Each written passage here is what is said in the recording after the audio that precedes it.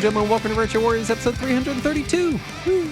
As always, I'm your host, Justin Baker, and as always, I'm joined by resident old bastard, Chris Saturn. Hello. And we're joined yet again by our producer, Guy, who's here hey, again. Guy. Hello, Guy. I'm glad you sound more excited about it this time. Guy's here. I guess. Because this is our second episode in the Justin Took a Break for 2 weeks series. Yeah. So I don't know anything about this week's topic. Yeah, when we later release the anthology volumes of this show, this will be the Justin Took a Break for 2 episodes series. Right. You know when you go on Hulu or whatever and they'll have like special collections of your shows, like that's like all the Christmas episodes or whatever. Right. It'll be one of those special collections. Of, right. So it'll be Justin didn't play this game. This episode and like the NFL Blitz episode. Yeah. Yeah. Those 3. And the last one. Yeah. We got these 3 episodes. Yeah. And that's it. My week, I finally, after, God, they told me I was going to get it almost 5 years ago. Yeah. I have finally gotten my hands on Shin Megami Tensei 5. Nice. Which I'm very excited about. I finished my work early this morning, and I was like waiting on the mail to come, and it came, and it wasn't there because it was coming special Amazon delivery, and it didn't come till way late in the evening. So I'm barely. I'd be shocked if I was an hour into it. Nice. Maybe around there. I have a You're question. maybe an hour in, and you've already skipped a cutscene. Well, no, I had my headphones on while the cutscene was going on. Oh, I just wasn't watching it because I was getting a drink. Okay. What's your question, Guy? Is special Amazon delivery at this point just a rando in a regular car? Because Yeah. Well, here's the thing. Because I live in rural America, all deliveries are randos in regular cars. Oh. UPS came the other day. It was just a lady in a truck. And I was just like, can I help you? And she was like, yeah, here's your package. And I was like, oh. Did the UPS driver pay you to deliver it to me? Or our mail trucks out here are just whatever car that person drives. Oh. One of them is just a Toyota Tundra. It's just a truck. And they got all the packages just in the back of the truck, just out in the open. That's good. That's how you do it. So it's, yeah. So to answer your question, yes. Yes, they are just regular cars. The Amazon one is weird. One guy came up and like, I'm sure you guys don't get this because you live in the city. But out here, delivery people want to talk to you. Like, about your day. The one Amazon guy showed up. He shows up, he gets out. He's wearing shorts, flip-flops, sunglasses. He's got no sign or anything. Right. And he gets out of his car and he just starts digging in his trunk. And I was like, hello, who are you? And he's like, I got your package. And I go around and look in the trunk. There's no other packages in there. It's just like my bubble mailer in his trunk with like golf clubs and a jacket and what, like. Maybe those were the other packages. And he's like, oh, it's pretty nice property. How much this cost? And I was like, excuse me? No, you just deliver it and then we're done. That's the whole transaction. The other day I was having to talk to the FedEx guy for a while. I'm like, look, I don't mind making a little bit of small talk. Hey, sure it's hot outside. Cool, see you later. But don't you have places to be? Like it seems like in my old house we would chit chat with the mailman every now and then if we caught him. I mean, a little bit of small talk is fine, right. But it's different with the mailman because you get the same mail carriers every day. Yeah. Exactly. It's the same people, but I get a different delivery driver almost every time. It's rare that I ever see a repeat, which is even more confusing, honestly, when I think about it. But yeah, what were you saying? I was going to say, growing up, I swore I'd never be that guy that's like, how about this weather we're having? But God damn it, dude. You can't stop yourself. No. I go to check the mail and like, I don't know, like I guess next door it seems like it's like an assisted care, like living facility kind of thing, right? Yeah. Where there's like a nurse, like a live-in nurse, and there's like 50 people that live in the house or whatever, and they're all old and like dying, it seems. But yeah. But anyway, we're all dying, right? Yeah, right. So they're always sitting out in the garage, just hanging out, listening to music, right? So I walk out to get the mail, and every day, man, every fucking day, and they're like, "Hey, how's it going?" I'm like, "Hey, it's today it's fucking hot." And then, this week it's like, oh, it sure is nice weather we're having this week, huh? But God damn, I hate myself while I'm saying skedaddle. That's called a throwback. And then, I'm pulling my mail out of the mailbox, and one of them will yell, "The mail come?" Like, yes. I don't know. You want to help me check it? I've gotten to where anytime someone greets me in a small talk fashion, and they say, "How are you?" or "How's it going?" just any kind of greeting to elicit a response from me, my response is always one word, and it is always in relation to the weather. So they'll be like, "Hey, how are you?" And if it's cold, I'll go cold, and if it's raining, I'll go wet. Like I can't fucking stop myself all summer long. "Oh, hey, how are you?" "Hot."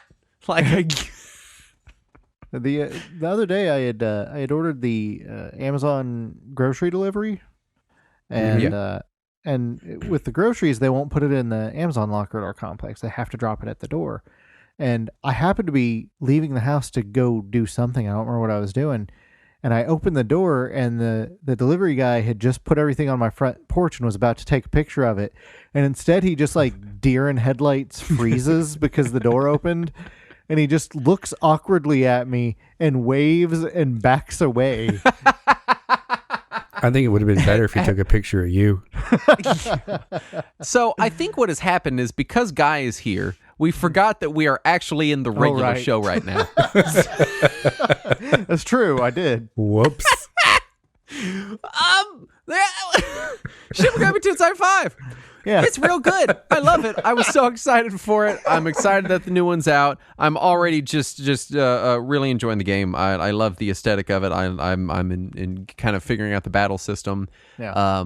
And I'm way too early to have anything definitive to say, but man, I'm excited to play more. I just cannot wait. Now this is a JRPG, yes? This is a JRPG, yes. Okay. Cool. Yeah, where you saying Saturn? I was saying that if anybody wanted a sneak preview of what the uncut of this show is like, and you want to know what our pre-shows are normally like, that was it. That's it. That was special. That was basically a pre-show. Patreon. See, I was going to say that when Justin gets to his awkward Patreon thing. It's true, because he also had some of that this time. But yeah, just Megaton 5 for me. Well, I also got my Zelda Game & Watch, which is pretty cool. Yeah, I got that. I cool just thing. opened that moments before I came in here to record, so I haven't even turned it on yet. It's 3 Zelda games in a little handheld. I'm pretty stoked about it. I love all 3 of those games. I'm jealous. I could have ordered one and didn't. Oh. Well, hopefully they're still somewhat available, because the Mario Game & Watches were still available for a little while after release, so hopefully it's the same. Yeah, I'll probably end up picking one of those up. Yeah, I tried out the game Unpacking on Game Pass, which is I don't even know if it's a puzzle game. It's more just like a zen, relaxing experience. There's almost no challenge or skill and very little strategy. It sounds very un-Saturn-like. It's basically a pixel art game where you're given a bunch of it's somebody unpacking first their room and then like their dorm, and then it just goes to bigger places. But as it goes bigger places, it is progressing through that person's life from childhood to adulthood. Oh, that's and cute. You're just like opening up their boxes and finding a place on shelves and shit for things to go. I don't know what about meticulously arranging things you think is not Saturn. Right? Seriously, I love that part. I think my thing was not a puzzle game. Sounds like there's no story and there's no real major objective. Yeah, there is an objective. You have to get everything out of the boxes and into the correct rooms. That's it. Okay. All right. But it's very, very simple, very low stress, very zen. Did you put your barbecue sauce on the shelf?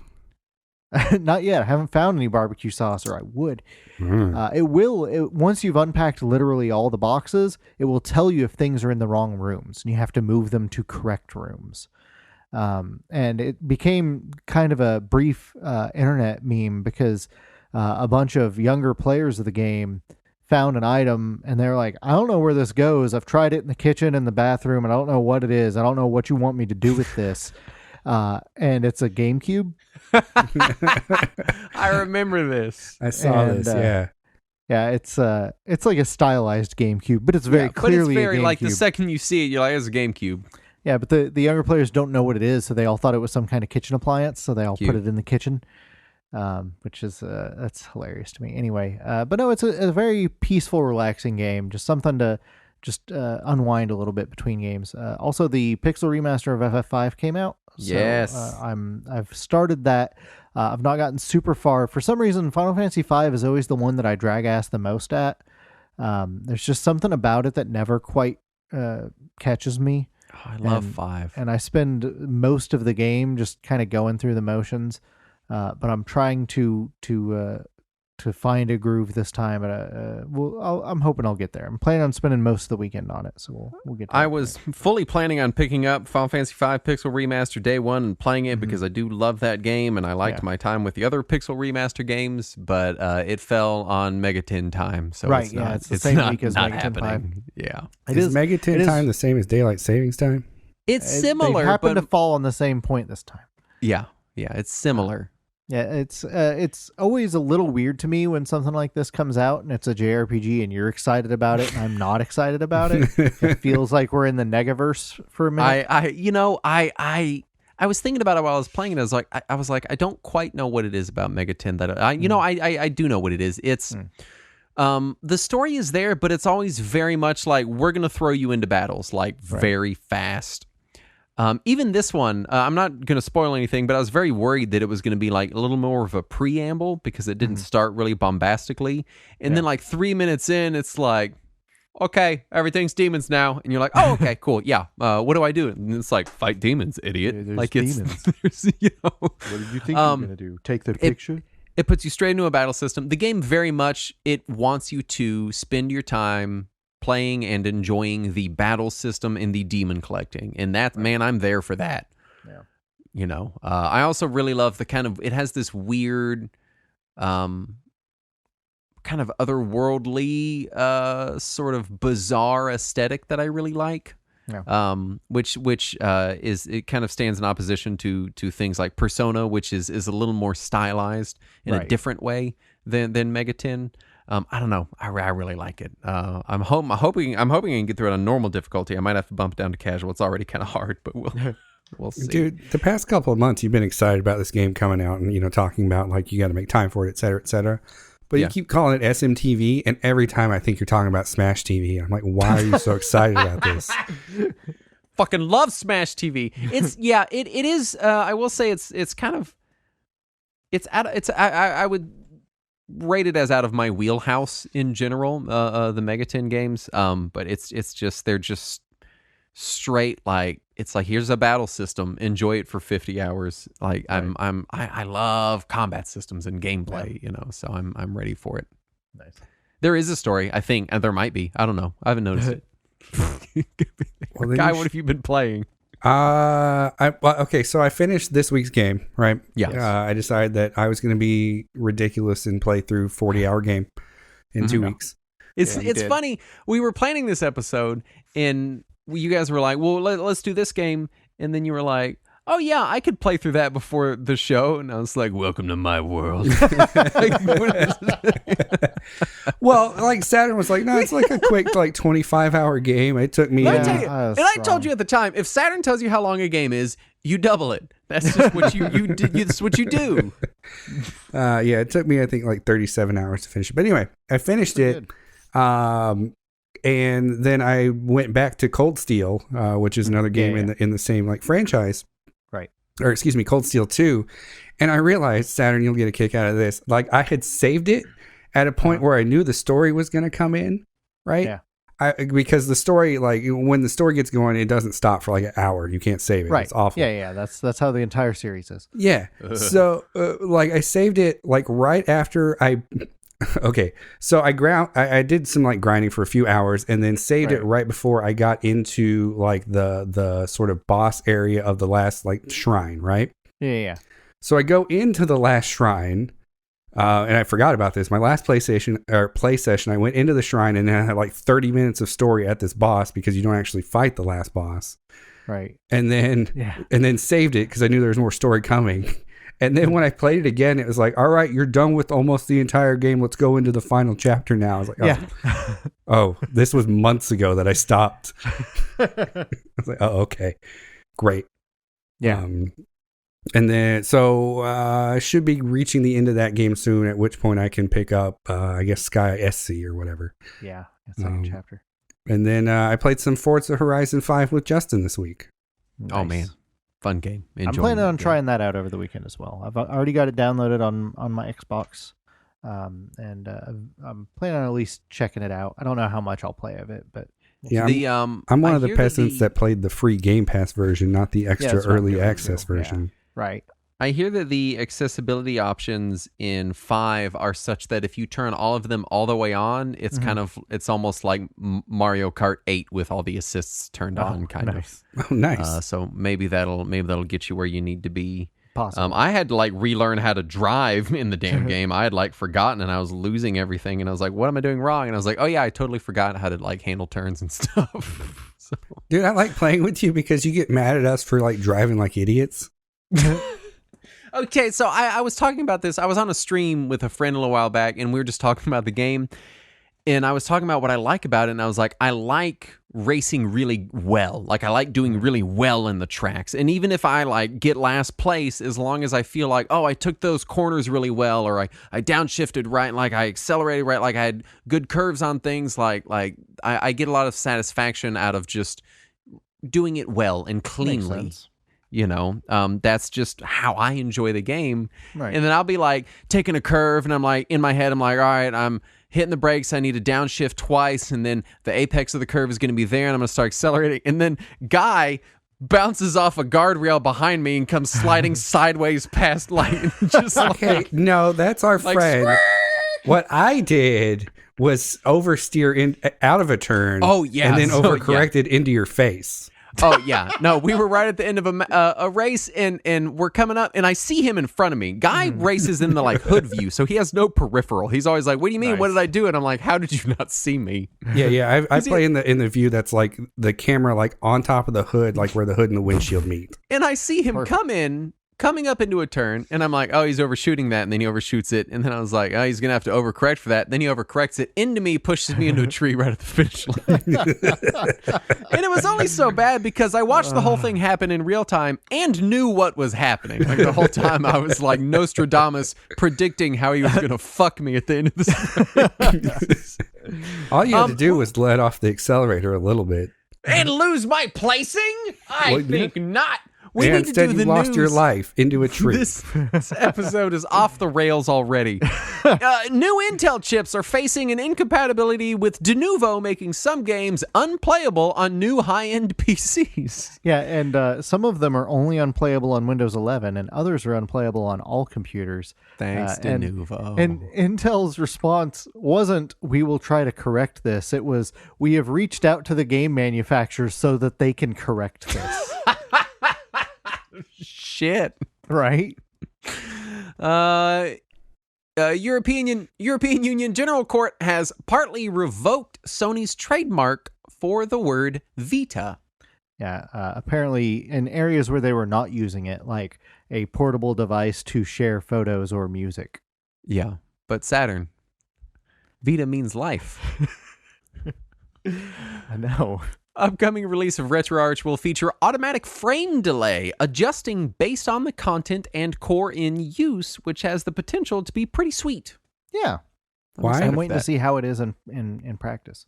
Yeah. Go ahead, Guy. This isn't, no, just literally why. This is a news thing that I don't understand at all. I understand their words. Right. So because the different cores can be drastically different between, say, NES and PS2. Okay. The amount of processing power needed would be pretty drastically different. So apparently what this will do, based on what I read, is adjust the amount of frame delay so that they are both as close to correct speed on your computer as is possible. So if your computer can't handle PS2 at 60 frames per second, but it can handle NES, it'll adjust on the fly. That's my interpretation of what they were announcing. Yeah, I guess I just don't know what frame delay does or means necessarily. Sorry if that's super ignorant, but... So if I remember right, the frame delay rather than the frame skip was that the play ahead feature? The play ahead was called play ahead. It was. I think it uses a similar type of technology, but basically it's kind of it's the same ish. It's in the same ballpark, right? Okay. It's timing of the emulation. Okay. Because people always complaining about lag and stuff like that. Really what they're complaining about is timing, right? Right. Yeah. The timing between them interacting with the game and the game responding to them doing something. Right. Okay, gotcha. So I haven't read about the automatic frame delay myself, but I know the run ahead, the idea was that the game would emulate ahead of where you are so that when you were interacting with it, it would reduce the amount of lag that you were experiencing. Right. Okay, that makes sense. Gotcha. Thank you. MGS 2 and 3 removed from sale on all platforms due to license expiration of archival footage, restored a few days later. So that was... It was restored on most platforms. I noticed that the Xbox version is back up. You can buy that. The GOG version of MGS2 is back up. You can buy that. I didn't power up my PS3 or Vita to see if it was on there, but I assume it is. It has been removed from Google Play. They did not add it back on the Android market. So I don't know if that's NVIDIA not adding it back or Konami not adding it back, or if they all just decided that no one's ever going to buy it, so why bother? So, the Steam Deck was delayed by 2 months because Valve wanted to ruin my Christmas. And they have. So basically, they've pushed everything back 2 months. So wherever you were in line previously, it is going to get bumped the 2 months accordingly. Everyone's getting shifted back. But we are all keeping our places in line. Yeah. Which I don't think anyone's shocked by. No, honestly, I was kind of shocked it was coming out so soon when they did announce it. Yeah. So not too shocking, honestly. PCSX2 is now capable of reaching the menu on all but one game, and more than 97.5% of the PS2's 2,500 plus game library is now playable in some way. Yeah, that's so that's a very exciting place to be. In fact, I believe they meant playable to completion. Oh, really? Because I saw that it said playable into my head. I was like, surely it doesn't mean to completion. That's insane. I believe they mean the full game is playable, but not perfectly. Right. There is a separate tier for that, and that one is much lower percentage. Not significantly lower, but much lower than that. And the one game that it can't get to the menu on requires a special hardware peripheral that none of the team has, so they can't reverse engineer it. Yeah. So the play date was also delayed. No real surprise. It's still not shocking. Right. We're going to be talking about delays for a while. Yeah. That's the hand crank one, right? Yes. Yes, this is one with the hand crank. Yeah. Microsoft Store on Windows now sucks a little bit less. Also affects the Xbox and Game Pass apps. It seems like they've kind of made it a little less sucky and a little less restrictive because things downloaded from the Microsoft Store were very pissy about anything you did to the folders. They were like, how dare you touch this folder? You get out of here. Right. Yeah, they were all in the OS protected folder, the UWP folder. Now you can install them anywhere, and you can install mods to the games installed through the Microsoft Store. So that's pretty exciting. Rumors point to a return of 1 versus 100 on Xbox Live. I never played this, but I remember it being a thing. It's like a game show type thing, right? It's based on a Dutch game show. Interesting. Where it's and they had played it like a game show on Xbox Live, where people actually won prizes. I think the top prize was $125 worth of Microsoft credit. Oh, geez. So hopefully that comes back. There was an Metroid American Dread version too. Yeah. There was. Yeah, Bob Saget hosted the American. I didn't know any of it was a real TV show. I remember the game, but I didn't know it was like a real thing. Yeah, it ran on TV for like 4 or 5 years there. Something like that. It was shortly after Millionaire started going downhill. Yep. Yeah. Around that era. Metroid Dread more than doubled the first month sales of the previous highest seller in the franchise, which is Metroid Prime. It's almost like people have been waiting for a 2D Metroid. Right. It's shocking, right? I will say, and I said it in the chat today, I'm excited that Metroid is getting good sales. Yes. I'm not excited that this is going to indicate to Nintendo that they need to make more extremely difficult games with no accessibility options. Yeah, that does worry me. So we'll see how that pans out. Dude, if it's Samus like doing flips through the air, I will play it. I don't care how hard it is. Yeah, I'll keep bashing my head against it. I don't know that I'll finish it, but I'll try. And then finally, GTA Trilogy released today and then was swiftly unreleased on PC because it is just fucked all the shit. Dude, was these it today screenshots or are was it earlier amazing. this week? Pardon me. I injected that it was today. Yeah. Today was when I noticed it. Yeah, today, because I started seeing screenshots from it, and it was real bad. I've been seeing these screenshots for a couple days now, and it's not looking great. They messed up the character models. The backgrounds and the environments look amazing. Yeah, but the rest of it, it's pretty janky looking. I saw some meme today that was like, "Oh, it looks like they used the auto smoother tool." Yeah, pretty much. I'd been seeing it. It's been coming up so much at work, and I've just as I'm working, I see other people working on GTA stuff, and so I've not been paying attention to it. It's just been in my periphery. And today you shared a screenshot, and I was like, "That's not real, right?" And you're like, "No, it is." Yeah, it's looking pretty bad, and that's not the reason they pulled it from sale on PC. The reason they pulled it from sale on PC is apparently because they left in all of the music tracks that they don't have the rights to that were pulled from the game. Oh my gosh. If anybody should know not to release a game without removing all the dummied out content first, it should be Rockstar. You would think that. And if they needed a reminder of that, it should have been the word San Andreas.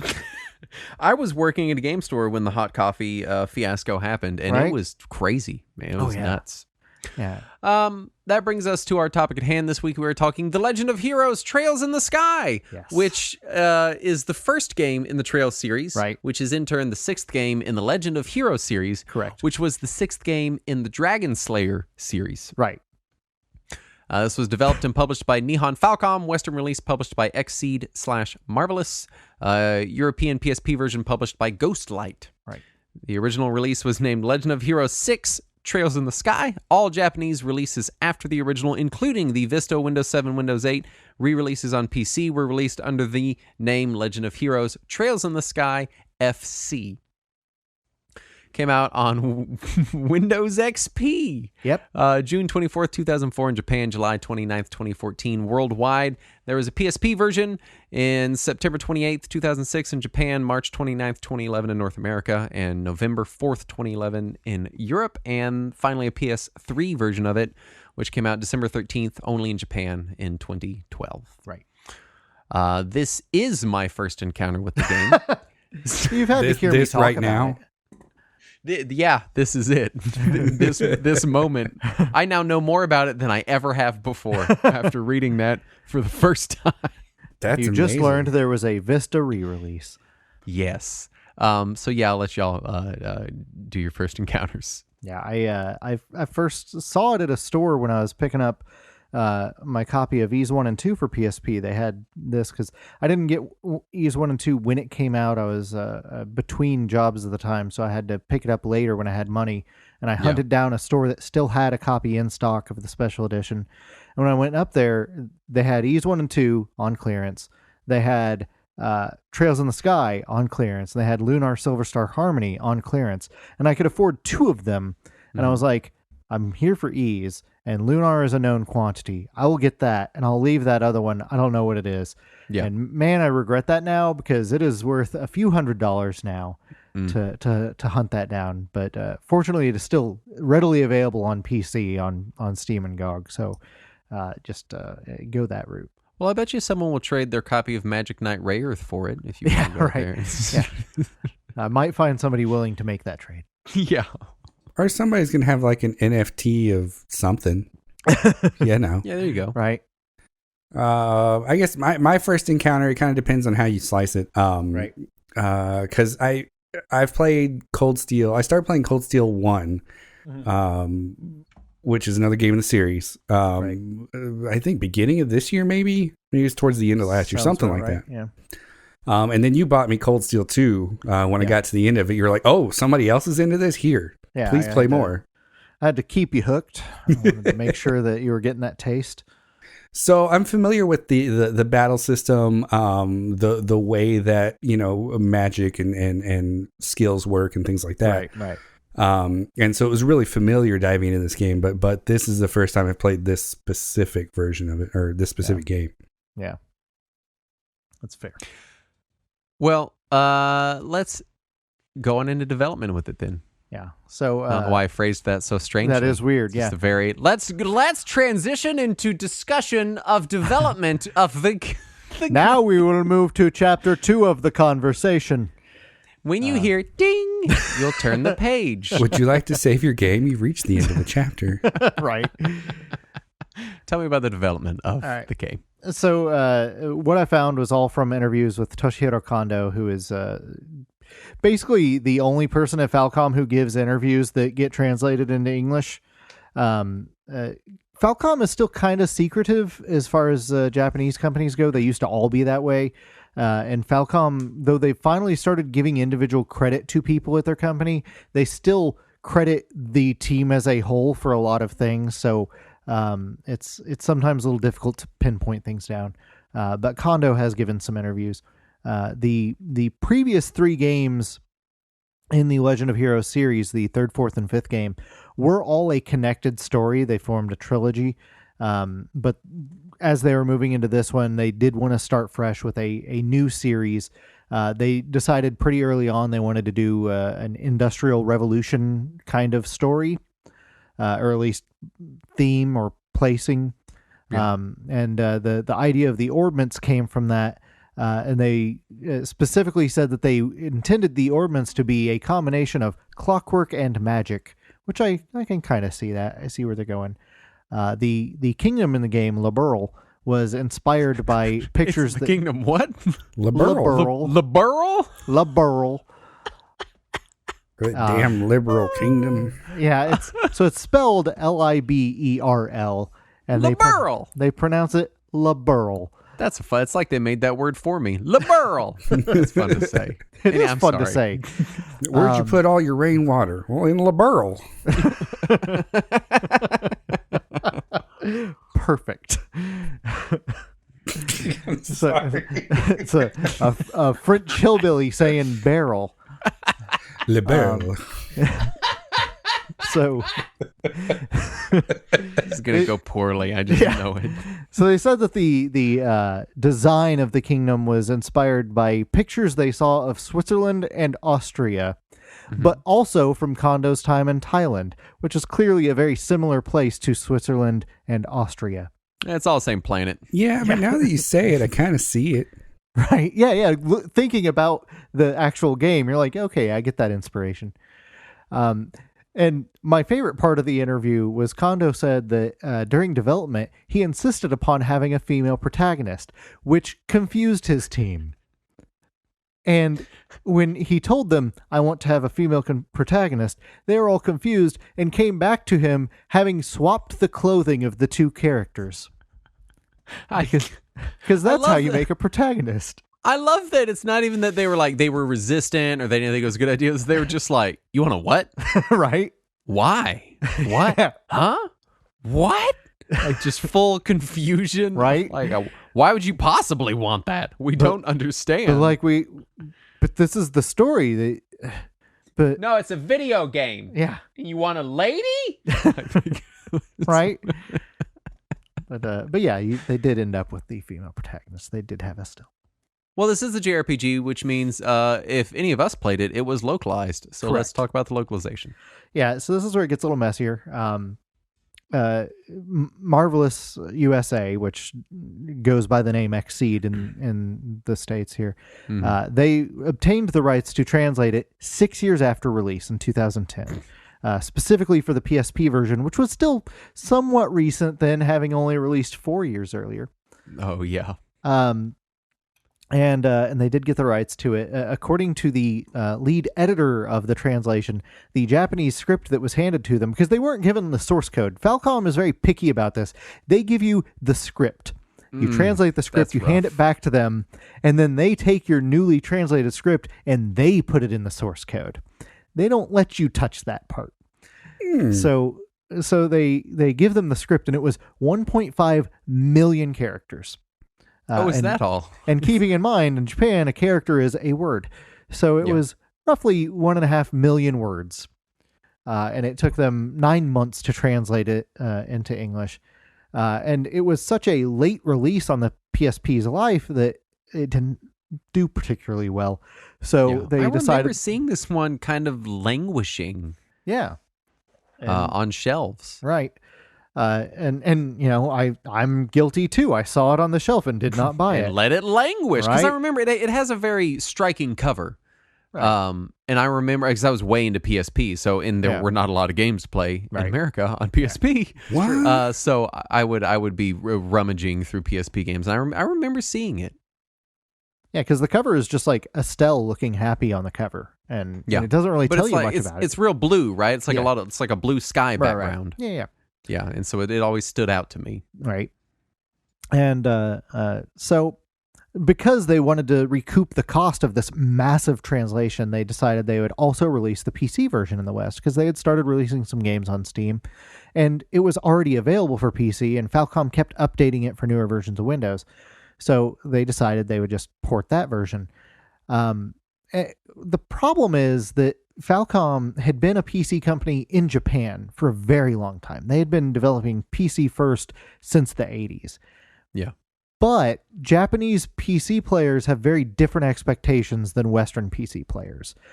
For example, there was no option to change resolution.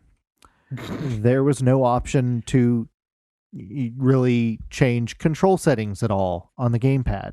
Yeah. It was just very bare bones as far as a PC game goes.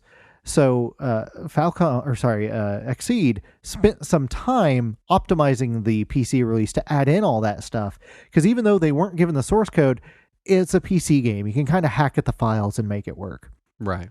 And that's basically what they did before they released it on Steam, is they added in this extra stuff. And since they were already doing all that, they also added in additional dialogue to the game for every chest in the game. If you examine it again after having previously opened it, in the Japanese version, it just says the chest is empty or something along those lines, like you would normally see in a JRPG. Like you'd expect. Right. But for the English translations of all the Sky games, they added custom dialogue for every single chest. And sometimes it would be something like, just like all of the other chests that you've already ransacked, this one is now empty of its contents. And other ones would like critique the characters throughout the game and be like, it would comment on how they're stealing things from people's homes, or it would talk about how they keep destroying all the local wildlife. It's just little jokes here and there. Sometimes it's jokes about the translation or how long it took to come out. Yeah. I ran into one of those. Things. I don't remember where it was. I think it might have been in like the last dungeon or whatever, that was like, you already opened this chest, thief. Yeah. There's just little things like that. And in the third Sky game, which was for the team at Exceed, the final Trails game they translated, because they had already done Cold Steel 1 and 2 before Sky 3 came out in America. And for that one, some of the chess messages near the end of the game are just the translators talking about how much they enjoyed working on it and how much they will miss working on the series going forward, since they had already learned that they wouldn't be translating future games. Yeah. So it's kind of personalized messages to the player from the translators. That's a little cute. bizarre. I mean, it's cool, but it's strange. Yeah, it is a little, but it's neat. Well, let's talk gameplay, because I hear there's a lot of it. It's a game. Yeah, like 40 Excellent. hours worth of gameplay. It's true. So it's a JRPG. Anyway. Excellent. Now, story, we're going to move into... So it's an isometric JRPG. You can rotate the camera most of the time. The gameplay is broken into chapters. In each chapter, there is main quests that you'll go along through, and often also side quests, which you can usually obtain by checking the notice board at the Bracer Guild, which we'll mention what that is when we get to the story. Sometimes new quests will pop up throughout the chapter. And when you go to check the board, what is the main quest will have a special designation if it is on the board and not just told to go do by one of the characters. Yeah, I learned that late in the game. Like I thought that like once you check the board, in the chapter, because basically you get a different board in a different city kind of thing, right? Right. No, it just updates every now and then. Certain events will happen and the board will repopulate with new stuff. Yeah, I went and checked it once at the end of a city, and it was like, here's 5 missions you failed. Right, yeah, you missed out on those. There is a lot of missable stuff throughout the game because of that. So if you're looking to score a perfect score in your racer handbook, whatever, you have to do all those side quests, which means repeatedly going to check to see if more side quests showed up. Yeah, I think I ended at like 3rd class or something. Right. Yeah, I only ended up getting top score because I used a guide the whole time just to make sure I wouldn't miss anything. Because some of the side quests don't even show up on the board. It's just a thing you trigger when you talk to somebody. You just got to have the power. Yeah. The Nintendo power to know where to find it. Except for it wasn't ever on a Nintendo console, so I couldn't even use that. Ridiculous. I know. What is the point? There's a special cheat if you have a power glove. Right. Yeah. Well, it's because it's so bad. The cheat is ruining your evening. That's all the Power Glove's ever done. Right. So every NPC in the game, with maybe a couple exceptions, all have unique names. And also their dialogue will constantly change after plot flags are triggered. So instead of just every time you go back to a city, the same dude always says, "Welcome to Corneria" every single time, like you're used to in a JRPG. Their dialogue will constantly change throughout each chapter. And if you keep going back and talking to the same people, like when you first get to a town, you might hear some lady talking about how her son is going to get married soon, but he's in another town. But if you come back, you'll find out that he did get married while he was in the other town, and the mother is very upset. And then if you come back later, the lady is gone, and some dude is like, "Oh yeah, she went off to that other town to kill some lady because she married her son." And it's unrelated completely to the story, and you can completely miss it, but there's all these little side events that are happening all around the world that just make the world feel more fleshed out. Now I see why you like this game so much, is they took the story and then they just added multiple more stories. Right. It's just layered story. That you wouldn't even know about, but you can just be aware of them and Right. bask in their plot-based glow. And what's great is sometimes you'll be playing one of the later games and you'll just encounter this character and she's like, "Yeah, I just flew here from Liberl. I got to kill my fucking son." From And- Liberl? Yeah. And- Sounds like you've been drinking from LaBurl. But yeah, there's a lot of tying together of these little mini narratives throughout the entire franchise. But anyway, so gameplay wise, there are the standard equipment options that you would see in most of the other games of the genre. But in addition to standard equipment, you also get an orbment, which is this little clockwork-like device which is used to cast arts, which is the world's equivalent of magic. Yeah, just And- real quick. Yeah. I don't know if you're going to get into crafts, but A little, yeah. yeah, the two things you can do are arts and crafts. Yeah. Which Perfect. and I didn't even realize that was the naming convention until I was like 4 or 5 games deep. And I was like, arts and crafts. Awesome. I do like ornaments because like ornaments is where you unlock your magic, like like you said, right? And everybody is super customizable. I think in this game more so than the other like Cold Steel, for example. Yeah. Like it's more restrictive because you can only have like one of each kind of thing. Like there's a defense one, an attack one, so you can only have attack 3. You can't have attack 3 and attack 2, or 2 copies of attack 3 or whatever, right? But the ornaments themselves aren't locked to specific colors of these crystals. Yeah. Every now and then there will be a slot that is locked to a color. Yeah. But it's nowhere in the first game. I don't think it ever happens. And then in later games, you slowly start to see some slots are locked to colors. Yeah. But I do like the system in the first game, or in the first trilogy anyway. But just to kind of explain how it is. So you've got all these slots in your orbit, and you can put these little gems that they call quartz in it. And there's different colors of different gems. And depending on what little quartz you put in it, they get different abilities. Like Guy was saying, there's the defense one, there's attack one, there's speed, there's whatever. But in addition to whatever stat boost it gives, based on how many of what color you put into your orbment, it'll also unlock arts that correlate with it. So if you put in some blue ones, you'll get a healing ability. If you put in some green ones, you'll get wind attack. If you put in some red ones, you'll get some fire attack. and your abilities change in addition to the stat boosts based on how many you put on a specific line on your orbment. And so it's materia. Similar. Dude, that was real confusing because like I had a character, I think Estelle at one point became my magic user for a minute because I didn't have any magic users, right? Right. As my support characters, because generally in the game you've got your two main characters, Josh and Estelle, right, and then up to two other support characters that run around with you for that city. Yeah.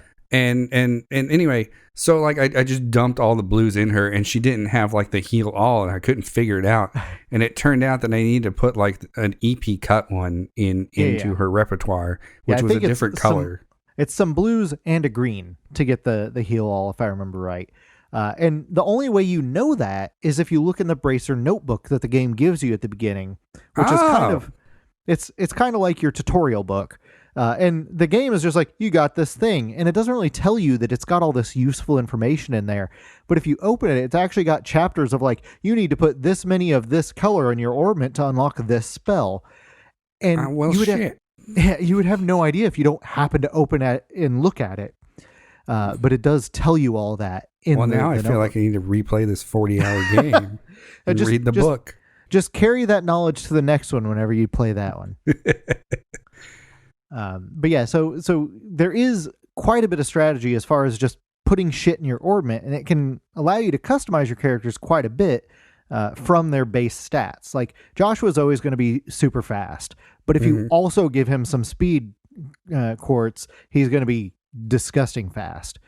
So there's some strategy involved there. Yeah, for sure. Like, and he's got a high. It seems like at the end when you have all of his orbment unlocked, because you have to unlock each of those slots, right? Right. Yeah. And every time you do, you get more MP or whatever it's called in the game. EP. EP. Thank you. But it seems like when all of his stuff is unlocked, he has more EP than Estelle does. So if I was in a pinch where I needed a magic user, he would be my default magic user. Yeah. He does. I'm pretty sure his mind or int stat or whatever it is that controls that is quite a bit higher than hers. Yeah. She is much better at the hitting things with a stick. Yeah, she's real good at that. Yeah. To be clear, Mm-hmm. this is a JRPG where you traverse some type of overworld and get into random encounters that are then menu-based affairs. Right. Yes. Okay. I'm just checking. Yes. You said isometric and my brain went straight to strategy, and then it didn't sound like that. No. I'm just saying the viewpoint is isometric. Right. Yeah. Whenever you say isometric and JRPG, I'm like, oh, it's strategy RPG. No, Like, it's not a strategy because, RPG.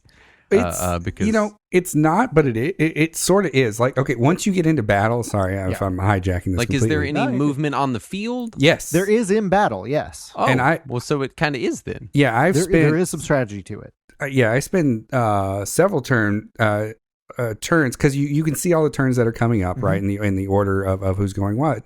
Right. Where I'll cast my like heal all in an area around my group, but I got one person that's like way off in the distance or whatnot. Right.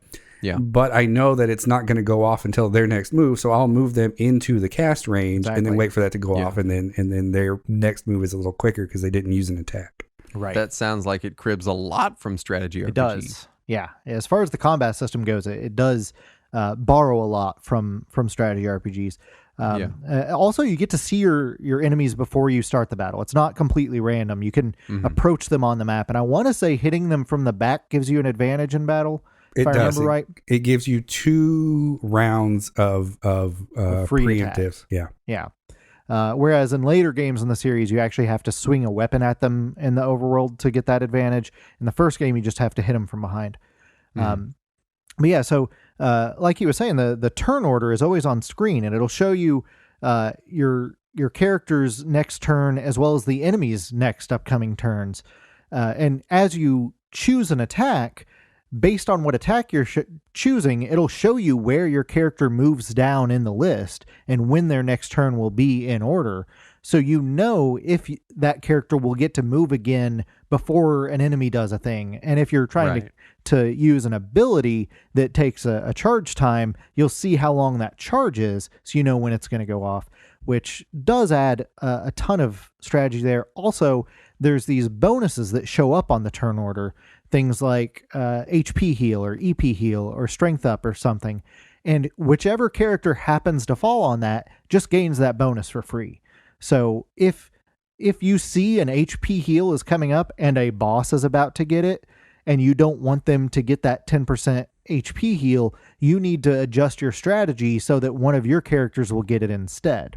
Right. And there's also, and it's down here a little bit further, but there's also a mechanic where you can interrupt the turn order based on things that have happened, up to that point. So you can, totally like steal, a boss's, crit or whatever. Yeah. Jumping in with that is so useful and has saved my ass in a ton of the more difficult boss battles in the series. So yeah, like you were saying earlier, you got your crafts, which are your non-magic character specific abilities. And using your crafts consumes craft points or CP, and you build up CP by just attacking or getting hit. And as long as you're over 100 CP, because the maximum is 200, you can use your S-craft, your super ability, which immediately interrupts the turn order and lets you use it right then. So if a boss is about to get a bonus, you just pop your S-craft, you get the bonus instead. It does reset when your turn will happen, but it also can allow you to take 2 turns in a row. If, say, you just attacked and then you immediately pop your S-craft, then that character basically attacked twice in a row. Right. So it does give you a bonus. And as you get later in the series, some of the bosses start to get S-crafts as well, and it gets really cheap. Yeah.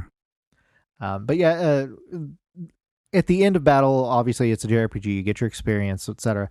But you don't get money, which is called Mira in the game. You get Sepith, which is little crystal fragments that can be turned into those quartz for your orbment, or it can be sold for Mira, or it can be used to unlock extra slots in your orbment to put quartz into.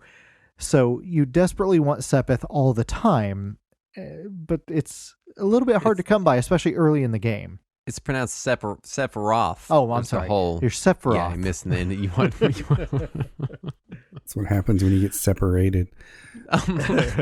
Let's talk presentation. Mm-hmm. It looks like a late PS1 isometric JRPG.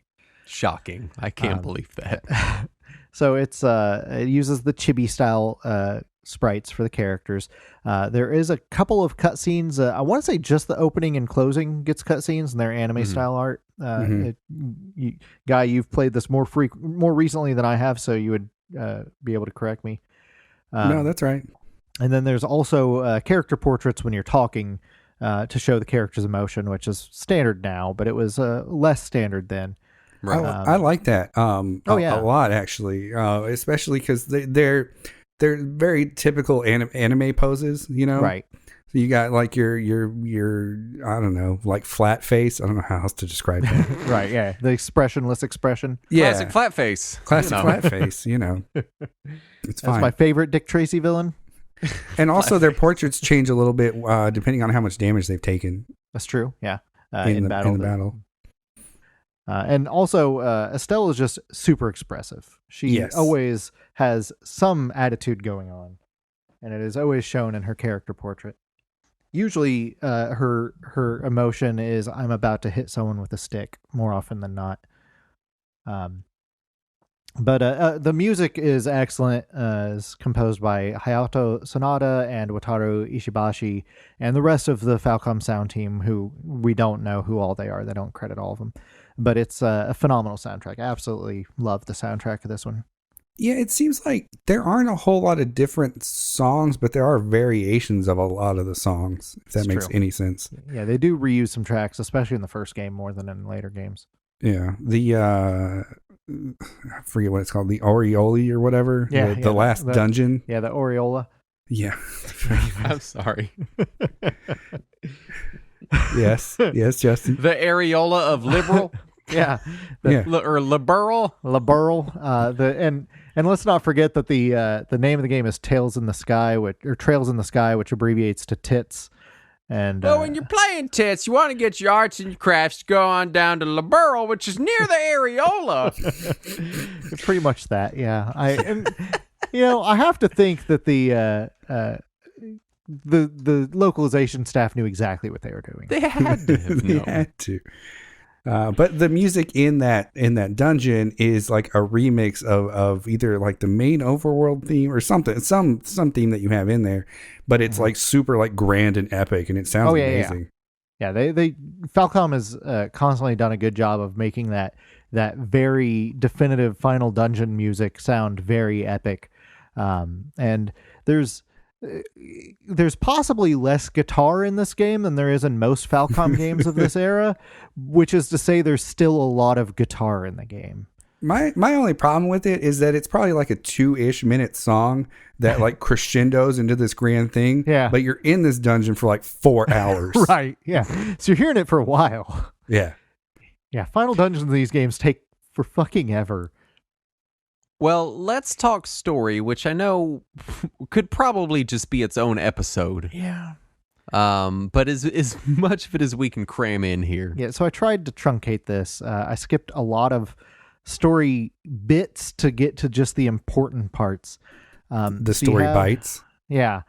So you have Estelle Bright. She lives with her father, Cassius, and a boy that her father brought home one night from work, who is named Joshua.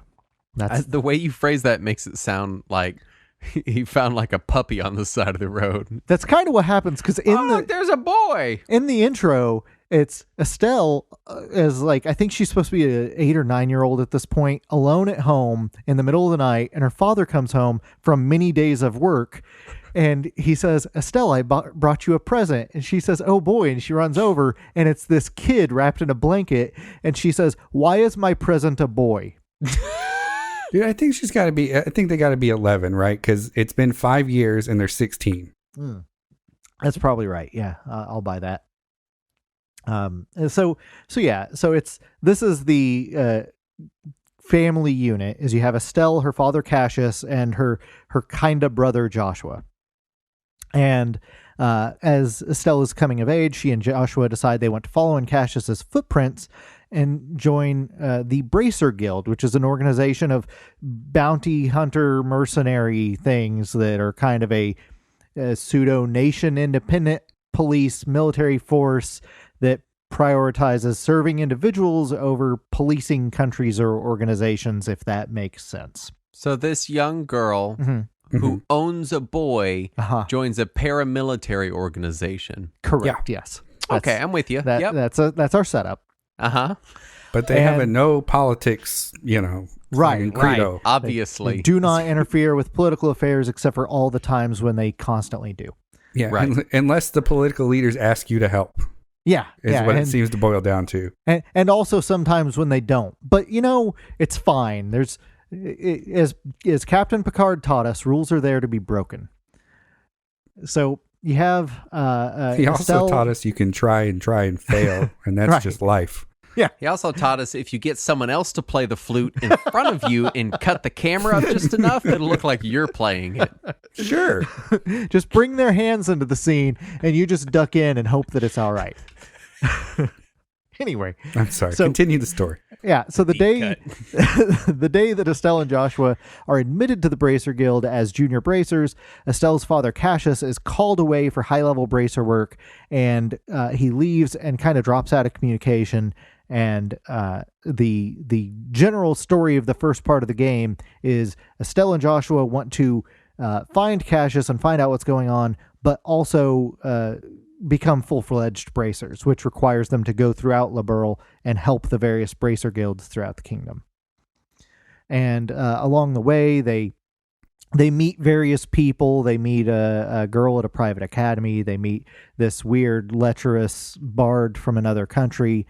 And then they meet this absent-minded professor character who is constantly trying to dig around some ruins. Hold on, real quick. I got to talk about this bard character, right? Okay, yeah. In my head, his name is Lawrence, right? Yeah, his name is Olivier. Yeah, his name in the game is Olivier, Yes. but I just call him Lawrence. That's fine. It's fine. He's a weird dude, but he spreads equal love to everybody. Yes. So he is an equal opportunity lover. Every single one of your characters he has fallen in love with at one point or another. He is an interesting character. Olivier is one of the best characters in the series too. He constantly shows up in all of the games. Oh, does he? Oh yeah, I'm pretty sure he has been in every game. Maybe there is one or two that he has not been in. Wait, who is he in Cold Steel? Is he? You'll find out. Okay. Yeah. As they get closer to getting their bracer badges, they inadvertently stumble on a military coup that is plotting to overthrow Queen Alicia and take over the kingdom of Liberl. And then we get to the ending. So Colonel Richard, who is the military hero who is also behind the coup, he is trying to take over the kingdom by using this ancient force called the Aureola. And shortly before he gets to it, you show up, you defeat the final boss, and you supposedly stop him. But then somehow he is strong enough to fight back, and then out of nowhere, Cassius just shows up and saves everybody.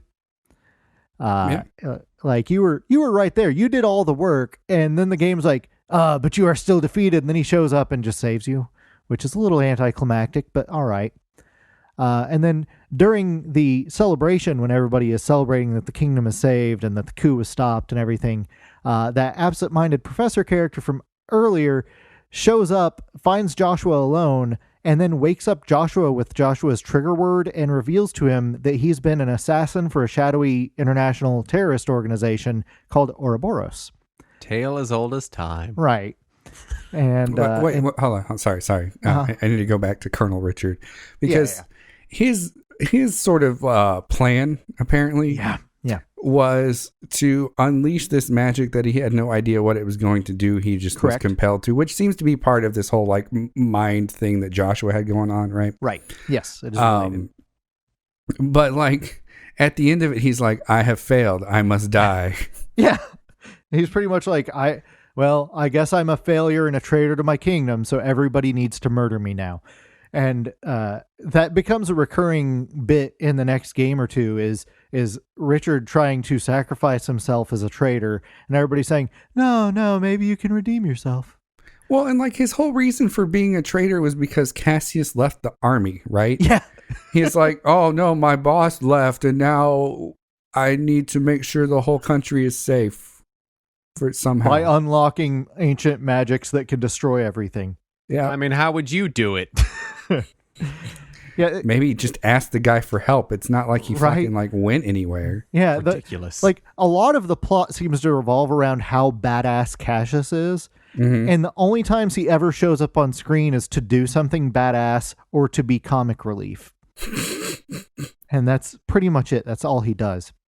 I mean, you said he comes and saves the day at the end, but basically he just cuts off a robot arm. He does cut off a robot arm. That's pretty much it. And they're like, oh my God, you're the most amazing military mind in history. You cut off a robot arm. Yeah, they constantly hype him up to be this excellent strategic general, but mostly you just see him attack things with a sword.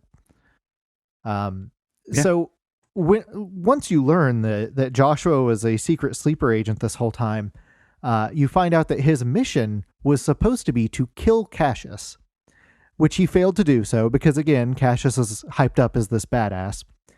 And the professor, who was crazy, absent-minded guy the whole game and is now this criminal mastermind who is controlling Joshua, turns out to be a guy named Weissman. And he had given Joshua hypnotic orders to spy on Cassius because he failed to kill him and report all that information that he gathered on Cassius and Estelle's lives back to Ouroboros. Yeah. And it's around the same time that Estelle has finally come to terms with the fact that she does not in fact think of Joshua as a brother, but is instead madly in love with him because Japan. And that's not weird at all. Exactly. And then she confesses to Joshua, and then Joshua kisses her by slipping a sleeping pill into her mouth, knocking her unconscious. I'm sorry. And then, unbeknownst to her, he tongued a sleeping pill into her mouth. correct. Yep. And she went in for the kiss. He went in for the kiss and slipped a sleeping pill in her mouth. And you know how sleeping pills work. They make you instantly pass out on the ground. Instantly pass out on the ground. Uncontrollably. Well, Exactly. no, they had like part of a conversation. Yeah, they while shared she was some passing words. out. Joshua told her that he loved her too, and that's why he has to leave. And then he bails out of his deep remorse for having betrayed them all these years. Also, And you say that step siblings falling in love is weird, but I have seen a lot of porn that would disagree The with you. internet would lead you to believe otherwise. I'm just, Fair. it is, you know. I guess I have to defer to the internet's porn. My bad. Obviously, Pornhub defines our society, so I rescind my previous Right. statement. In more ways than one, I'm sure. Less If weird, you I ask guess. Pablo, My it's bad. the best place to watch any movie. So, But yeah, that's where the game ends. Right there. Joshua and Estelle make these massive revelations in their lives. They learn of this plot. Game over. yeah. Great. Hey, Yeah. okay. So I got a question for you now that Yes, sir. we're here at the end of the game. Uh-huh. So when I beat the game, I guess I've got the Steam version. Yeah. It has like a preview for Trails in the Sky 2, second chapter. Right. Yeah. Is that new? Was that in the PSP version? I don't think it is in the PSP version, and it might not have even been in the original. It certainly wasn't in the original PC version because there was in Japan a 4-year gap between the two games. Okay. We had an even longer gap between the two games. That preview was added later, but I don't know exactly which version got it first. Oh, okay. Yeah, I thought that was really neat because I tuned out like after the credits rolled, right? Mhm. And I tuned out and I thought it was like replaying the opening movie because it had like I think it had like an airship crashing or something. I was like, wait, Right. now it's showing like scenes that I have no idea what it's talking. Yeah. What is going on here? Yeah. And it was like coming soon or next chapter or whatever. Right. Yeah. Okay. Well, let's get into reception and legacy. Yeah. So as far as reception goes, Famitsu gave the PSP version a 32 out of 40. I couldn't find if they ever reviewed the PC version. I don't know if they even review PC games. I think they would be offended if you asked them to. Right. It's Famitsu. Yeah. As far as Metacritic goes, the PC version's getting average 85, PSP 79. So it's generally positive reviews. As of the time of this recording, there have been 2 additional Trails in the Sky games, and they have in turn spun off another 8 games in the Trails series for a current total of 10 main series games and 1 spin-off. And in fact, another main series game was just announced this week for So release you just next jump year. right in. You know, Yeah, just jump in there. Totally approachable. And apparently at 40 hours, this is the shortest one. This is the shortest game in the series, correct?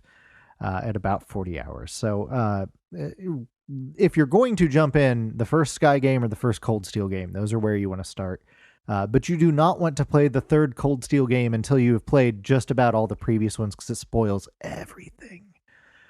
And it constantly just expects that you know information that happens in older games. How would you play, like, because you talked about some games that haven't been released in America, right? Correct, yeah. However, there are some excellent fan translations that are about to become official translations next year. All The right. answer, guys, that you got to work at it. You got to put in Yes. some effort here. Right. okay? Right. I was going to say, Don't here just comes play the game. Here comes another ignorant question here, but like, is a fans translation just a ROM that you download or purchase? You can download the ROM of the PS Vita versions. Those have fan translations applied. Or you could take the fan translation patches of the PC versions and buy the games from digital storefronts in Japan or China, and then once you have them, apply the patches and then it'll work normally. And by apply the patches, is it like a copy paste type situation? They made a little application that you run that patches each file in the game and also creates an English program entry in your programs menu and does all kinds of stuff to make it feel more like a Western release. All right, cool. Thanks. Yeah, it's really neat. You're welcome. I didn't thank you. I know. Yeah, like I mentioned, there's Vita versions of the Sky games, and they have been changed quite a bit. They add the fact that you have to attack enemies on the world map to get an advantage. They change up the court system a little bit, and they add new graphics and voices and remix soundtrack, which is a little controversial. But they are PC, or they're Japan exclusive, but they do have fan translations. Actually, the fan translations just take the localizations from the PC versions and apply them to the Vita games. Okay. So that is also an option for the Sky games. There's also an iOS and Android game called Trails in the Sky in Japan, but from what I looked at it, it's just a gacha game, so it's completely not the same game. Also, I tried the PS3 game version on my PS3, and it pillar boxes the entire game, or it letter and pillar boxes the entire game in black borders for some reason. Yes, non-anamorphic gaming. Right? How exciting. So weird. Well, let's get into final thoughts here. Yeah. Okay. It's a great game. Now, Good job. thank you. That's why you pay me to come on. That is definitely what's happening. That's the way that the money flows. Like having played like Cold Steel first, like Saturn was talking about, Cold Steel's a good place to jump in, and I have to agree that like either one, now having played both, that either one's a good place to jump in, because they're different stories in different settings, but in the same world. Right. But having played Cold Steel, it surprises me like how down to earth and non-fantasy it is. Right. Like a lot of JRPGs are very like fantasy heavy. Oh yeah. But this one is much more, I guess, industrial and sci-fi than it is fantasy. Yeah. I would agree with that. And I feel like as far as those, pointing at those two as starting points for the series, Cold Steel, I think, might appeal more to people who are into things like Persona, because it does take place with a bunch of school kids, and they have bonding events and stuff like that. That has a similar vibe to that. Whereas Sky might appeal more to older JRPG fans who are used to the older stuff, where there's the different story in each town that you go to. Mm-hmm. Also, I feel like the first Sky might be the most lighthearted game in the series. It's really pretty fluffy for most of the game until the end. Fluffy. It's a real fluffy game. Real fluffy. But it's very, very light. There's a lot of comic relief. There's a lot of upbeat points in the game. There's not a lot of that Japanese RPG angst that you see a lot of, at least not until the very end. There's a bit where the characters are in a gender bending play for some reason. Yeah, dude, this game is like both the most progressive like gender role game I've seen, and like sort of also like trans and homophobic. Like it's a little bit, yeah. It's the weirdest dichotomy, man. Right. It's definitely that early 2000s Japanese mentality. The localization cleans up a little bit of it, but it is a little strange going back to it at times. Also, I would like to warn people that in several of the later games in the series, there's just arbitrary acts of woman-on-woman sexual assault played for comic relief, and that always makes me very uncomfortable. Yeah, there's that. It's speaking of Cold Steel in your sort of bonding moments. Yeah. There's one character that joins your class who is a child. Yes. Like an actual child. Yes. And yeah. And I like, through Cold Steel 1 and 2, she's grown to become like one of my favorite characters, right? And because like her relationship with the main character is very like buddy and they care about each other, and it's this like great sort of not mentor relationship, but big brother little sister kind of relationship, right? Yeah. Well, so I chose her for my like special person at the end, and no, they're like, we are in love with each other, and I was like, I don't like this at all. It gets weird real quick. When you say a child joins your party, one time I played a tabletop role-playing game with Guy and his girlfriend. And I know you say a child, and you mean like a child, like a walking child, like 6, 7, 8, 9-year-old child. But when I played that game with the guy, his girlfriend goes, well, what kind of character can I be? And I said, you can be anything you want. Whatever you want to be, we'll make it happen. And she goes, I want to be a baby. And she played a literal baby in our tabletop role-playing game. And I was like, well, you know that you won't be able to like do anything or fight anything, and everyone's going to have to carry you around and feed you bottles and stuff. And she was like, yeah, I know. That's what I want. That's fine. That's what I want.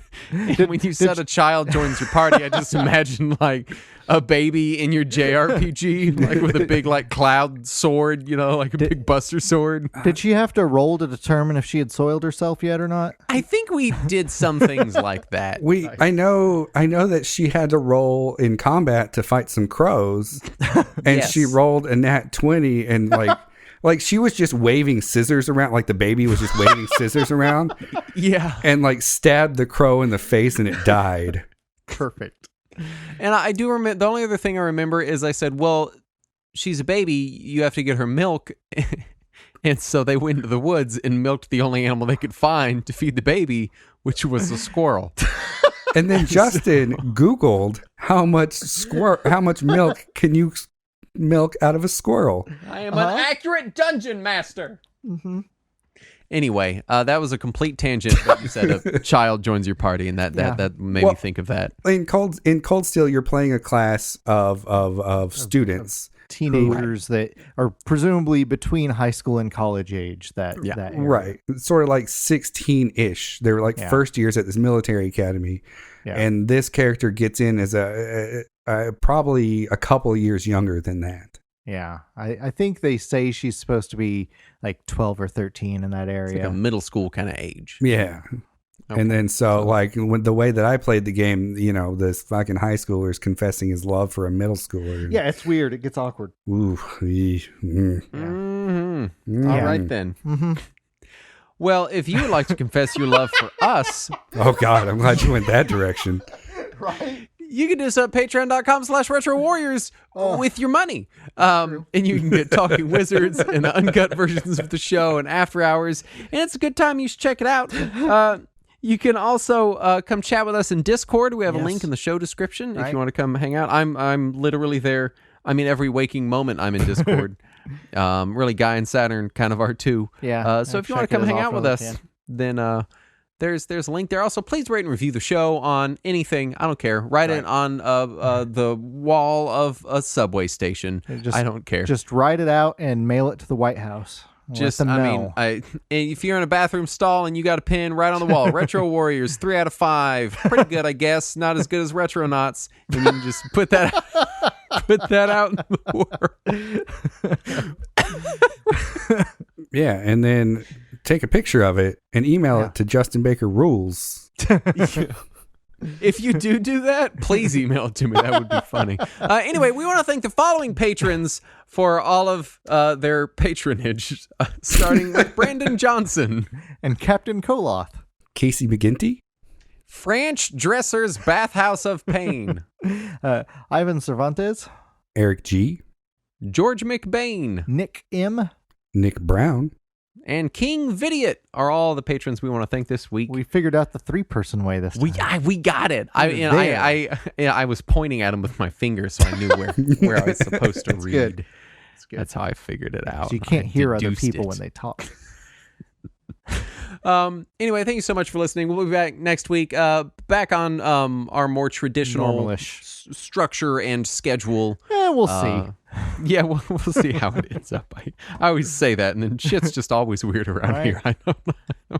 It's like Pee-wee's Playhouse, but like with slightly more depression. It's just This is kind of how we operate. Slightly more, though. We can't go too much more. This is Justin in the corner. La la la la. Connect the dots. That's a secret word. Anyway, thanks so much for listening. We'll be back next week, and as always, let us cling together.